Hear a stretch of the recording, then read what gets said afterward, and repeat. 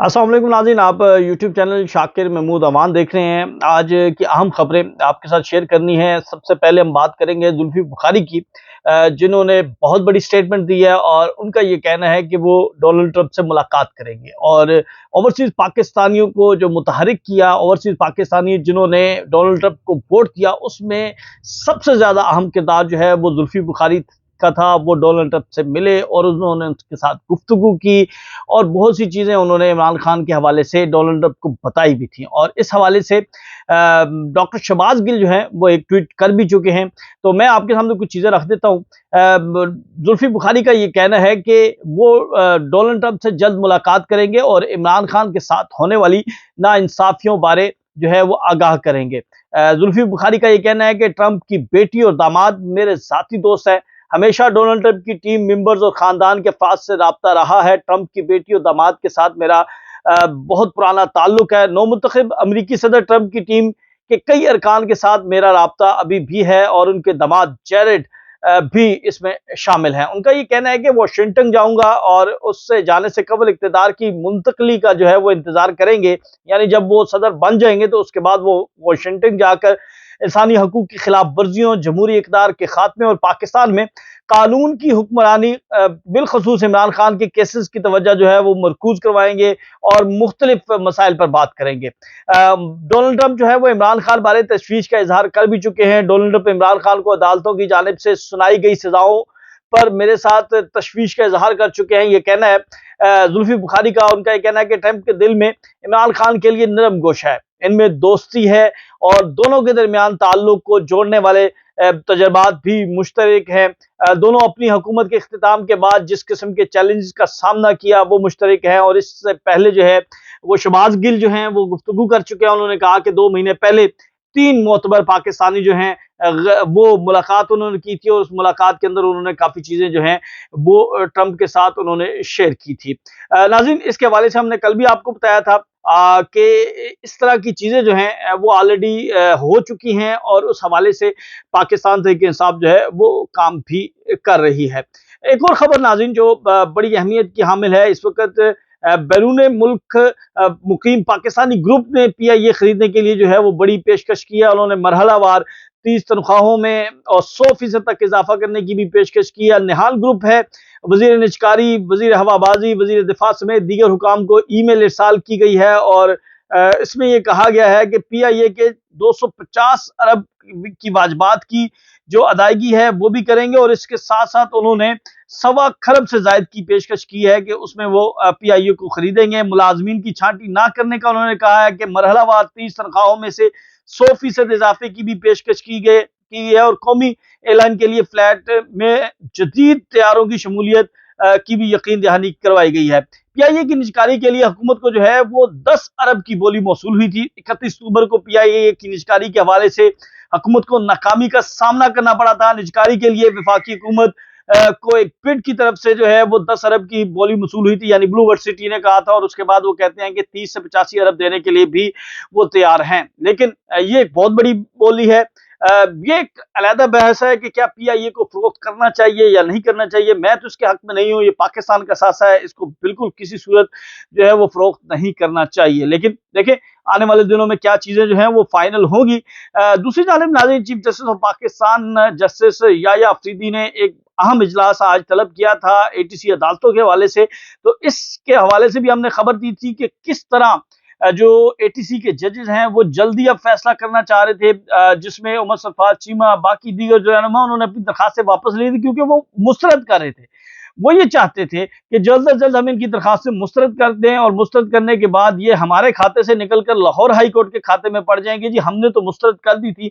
तो आज chief justice ने ये मुलाकात किया इंतजामी जजेस के साथ, सख्त बरहमी का इजहार किया चीफ जस्टिस ने और चीफ जस्टिस को जो रिपोर्ट दी गई है वो मैं आपके सामने रख देता हूँ। पाकिस्तान में इस वक्त जो जेर इल्तिवा केसेस हैं जो कि इंसदाद दहशतगर्दी की अदालत में जेर इल्तिवा हैं वो 2273 मुकदमात हैं और सिर्फ सिंध की बात की जाए तो 1372 मुकदमात जो हैं वो सिंध के अंदर इल्तिवा है।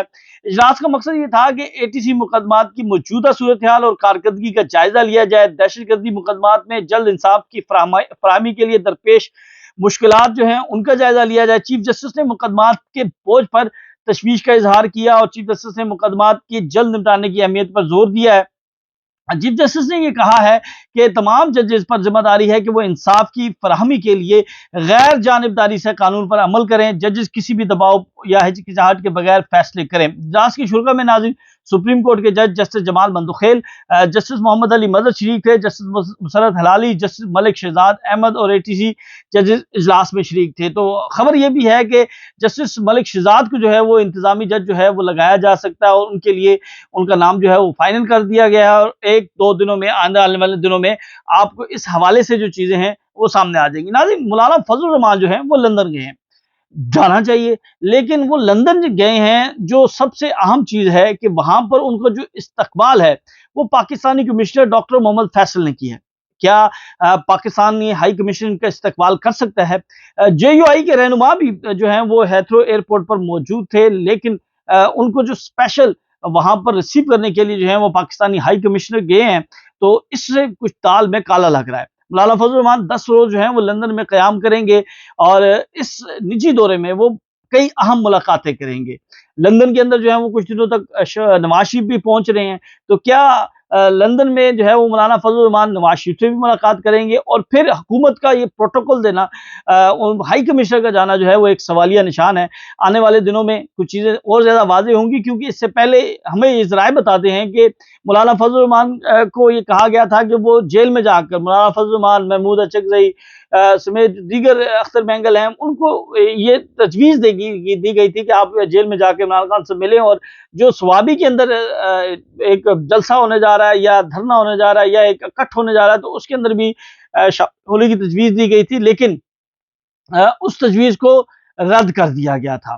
تو یہ صورتحال ہے ناظرین، ہم یہ دیکھ رہے ہیں کہ اس وقت جو ہے وہ صورتحال مختلف جب ہوئی ہے، جب سے ڈونلڈ ٹرمپ الیکشن جیتے ہیں، اور اس کے بعد ہم یہ دیکھ رہے ہیں کہ مسلم لیگ نون کے رہنماؤں کی جانب سے بیانات آنا شروع ہو چکے ہیں۔